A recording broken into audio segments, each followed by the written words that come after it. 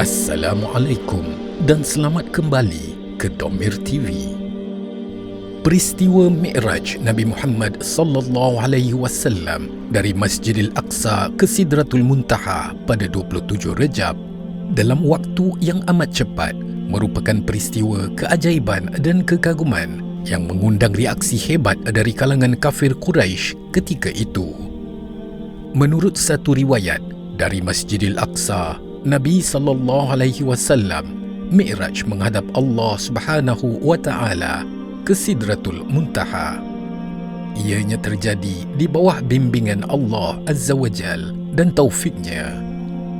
Malah pada zaman ini pun, golongan empirisme dan rasionalis masih mempersoalkan bagaimana mungkin lingkungan cakrawala yang menjadi laluan Muhammad tidak mengakibatkan gesekan-gesekan panas yang membakar tubuhnya.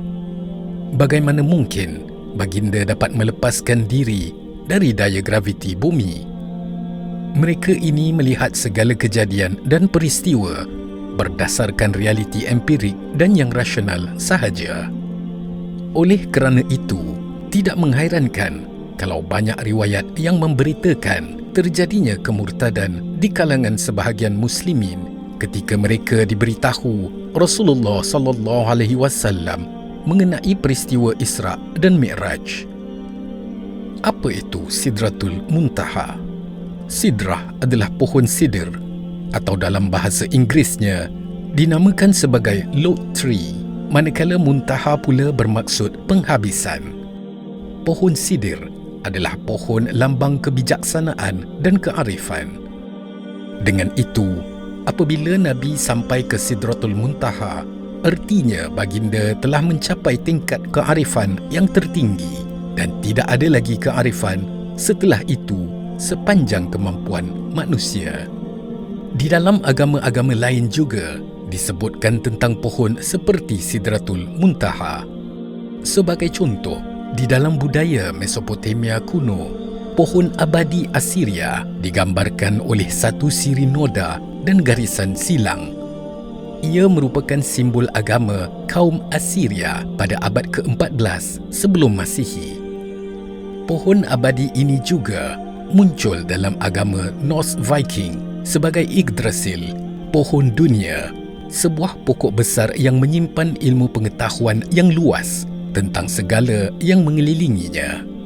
Begitu juga kemunculan pohon abadi ini di dalam agama Hindu, mitologi Cina, Kabalah Yahudi, agama Kristian, hingga di dalam kepercayaan orang asli Amerika seperti Iroquois dan Lakota Sioux.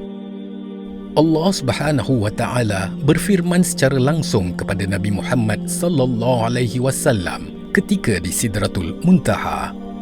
Nabi Muhammad berbincang dengan Allah dalam perjalanan Mi'raj di atas langit ketujuh, iaitu di Sidratul Muntaha.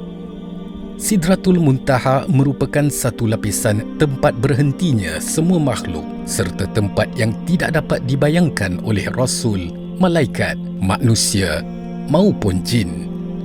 Di situ, malaikat Jibril berkata kepada Rasulullah sallallahu alaihi wasallam, "Lanjutkan wahai Rasul. Jika engkau maju, engkau dapat menembusnya. Jika aku yang maju, terbakarlah aku."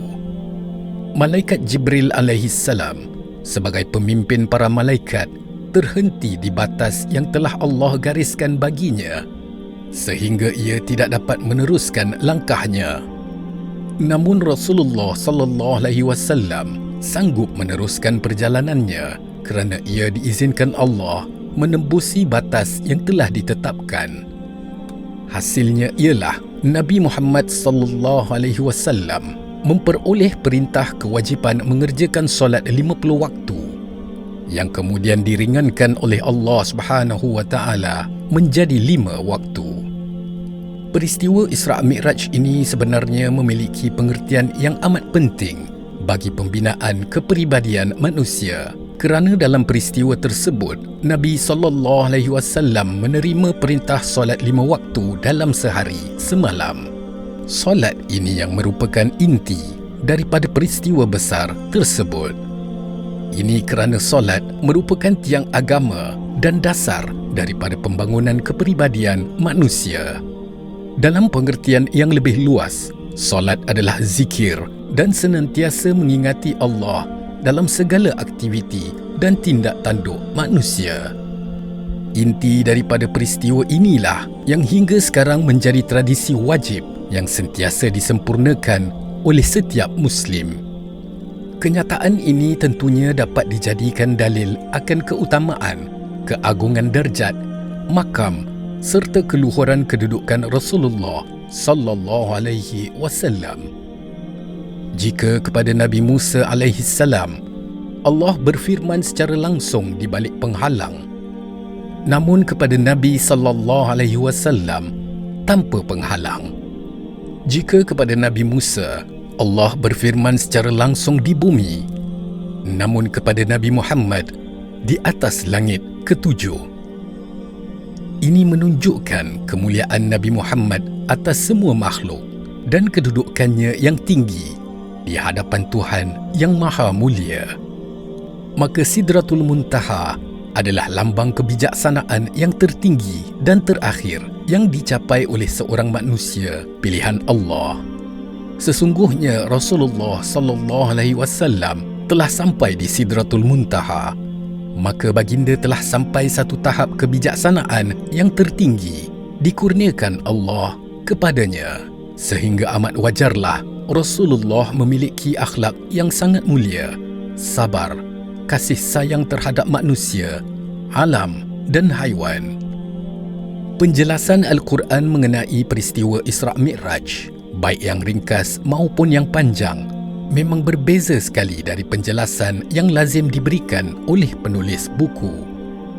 Al-Quran tidak mengutamakan besar atau kecilnya skala kejadian, tetapi lebih mengutamakan kandungan hikmahnya yang dikehendaki Allah Subhanahu wa Ta'ala. Penyajian yang ringkas ini mungkin bermaksud menguji keimanan, mana yang mantap dan mana yang goyah di kalangan para pengikut Rasulullah sallallahu alaihi wasallam, yakni kaum muslimin. Ia ditunjukkan oleh kenyataan bahawa beberapa orang yang pada masa itu telah memeluk Islam terus menjadi murtad setelah mendengar berita tentang Isra' Mi'raj. Itulah yang menjadi dasar penafsiran yang menegaskan bahawa peristiwa Isra' Mi'raj merupakan ujian bagi kaum muslimin. Sebenarnya adalah tidak wajar diberi tempat untuk perdebatan yang berlarutan mengenai hakikat peristiwa Isra' Mi'raj yang nyata berlaku dalam kehidupan Rasulullah. Jarak di antara Isra' Mi'raj dengan ruh, jasad, atau jarak di antara melihat dalam masa tidur atau melihat dalam masa jaga adalah jarak yang tidak jauh. Ia tidak sedikit pun menjejaskan hakikat peristiwa ini sebagai satu peristiwa yang telah mendedahkan dan membuka kepada Rasulullah sallallahu alaihi wasallam tempat-tempat dan alam yang amat jauh dalam sekilas masa yang pendek sahaja. Orang yang memahami sesuatu daripada hakikat kudrat ilahi dan hakikat nubuwah tidak sedikit pun memandang ganjil kepada peristiwa ini. Segala kerja yang kelihatan berbeza-beza dari segi mudah dan payah pada pandangan manusia mengikut ukuran kudrat dan pemikiran mereka adalah sama sahaja di hadapan kudrat ilahi. Sesuatu kebiasaan yang dilihat di alam manusia itu tidak boleh dijadikan hukum dalam penilaian segala perkara dibandingkan dengan kudrat Allah. Hakikat nubuwah pula ialah perhubungan dengan Al-Mala'ul A'la, iaitu perhubungan yang bukan menjadi ukuran atau kebiasaan kepada insan-insan yang lain seperti para rasul. Kebolehan menjelma di tempat atau di alam yang jauh, atau kebolehan sampai di tempat yang jauh dengan wasilah yang diketahui umum dan juga wasilah yang tidak diketahui umum bukanlah sesuatu perkara yang lebih pelik daripada perhubungan dengan alam Al-Mala'ul A'la dan menerima wahyu darinya. Walau apapun, peristiwa ini juga memerlukan kajian yang mendalam dan usaha yang optimum untuk meneliti hadis-hadis palsu yang dikaitkan dengan perjalanan agung Rasulullah. Ianya penting untuk generasi yang akan datang agar dapat memahami nilai-nilai Islam yang benar dan fakta yang betul, bukan dongengan atau palsu semata.